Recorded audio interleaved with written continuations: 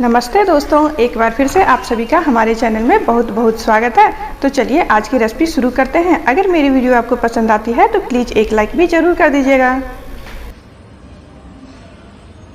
आज मैं आपके साथ गेहूं के आटे की बहुत ही स्वादिष्ट मसाला मठरी की रेसिपी शेयर करने वाली हूं। और यहाँ पर देखिए कितनी कुरकुरी ये बनकर तैयार हुई है। खाने में तो बहुत ही ज़्यादा टेस्टी लग रहा था। तो चलिए देखते हैं इसे हमने कैसे बनाया है। मठरी बनाने के लिए यहाँ पर हमने 2 कप गेहूं का आटा ले लिया है। आप चाहे तो आधा मैदा और आधा गेहूं के आटे से भी मिलाकर बना सकते हैं।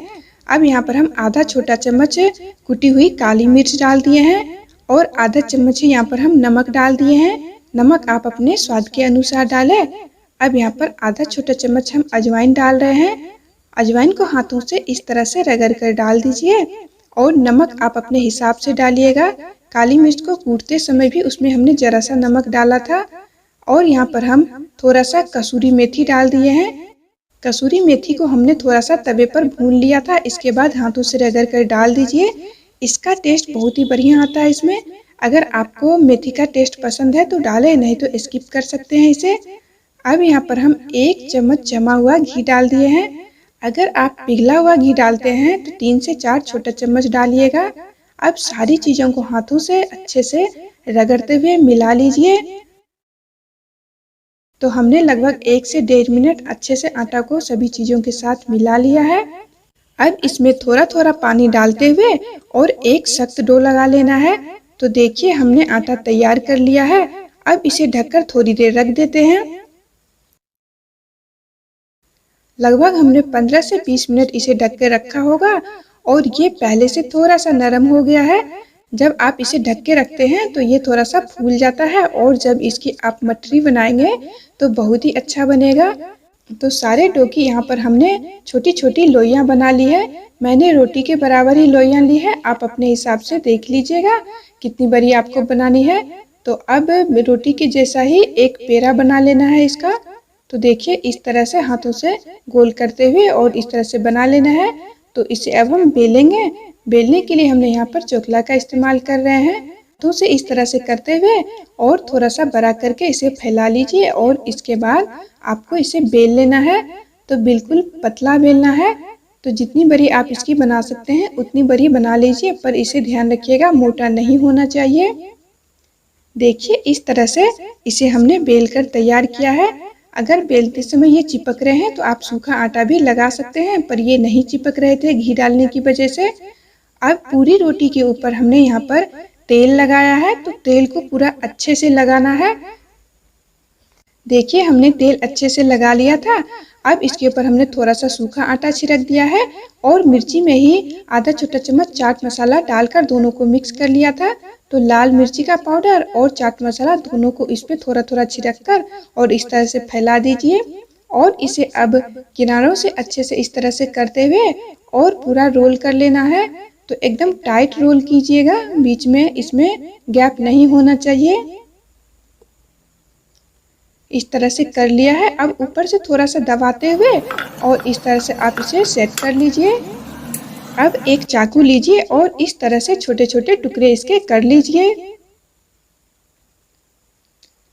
इस नमकीन मठरी को बनाना बहुत ही आसान है। आप एक बार बनाकर और इसे 15 से 20 दिन तक खा सकते हैं। तो आप देख ही रहे हैं बनाना इसे कितना आसान है। और ये गेहूं के आटे से बना है तो काफ़ी हेल्दी भी है। तो देखिए इस तरह से हमने बनाया है और बीच में आप देख सकते हैं इसमें गैप बिल्कुल भी नहीं है। तो इसी तरह से आपको भी इसे बेलने के बाद टाइट करके बंद करना है, रोल करना है। अब एक लीजिए और थोड़ा सा सूखा आटा नीचे छिड़क दीजिए। इस तरह से उंगलियों से दबाकर फैलाकर और इसे फिर बेल लेना है। तो इसे भी आपको पतला बेलना है। जितना पतला आप इसे बेलेंगे उतनी ही कुरकुरी नमकीन बनकर तैयार होगी। तो देखिए एक और हमने यहाँ पर लिया है और इसे दबाकर बीच से इस तरह से फैला लीजिए और पहले की तरह ही इसे बेल लीजिए। इसी तरह से हम सभी को बनाकर तैयार कर लेंगे। देखिए हमने कुछ बनाकर तैयार कर लिए हैं। इसे हमने 2 लोई का बना के तैयार किया है। बाकी का जो लोई है उसे ढक कर रख दी हूँ, बाद में बनाऊंगी। और देखिए कितना पतला हमने इसे बेला है, इसी तरह से आपको भी बेलना है। चलिए अब इसे हम फ्राई कर लेते हैं। फ्राई करने के लिए हमने एक कढ़ाई में तेल को डालकर अच्छे से गरम कर लिया है।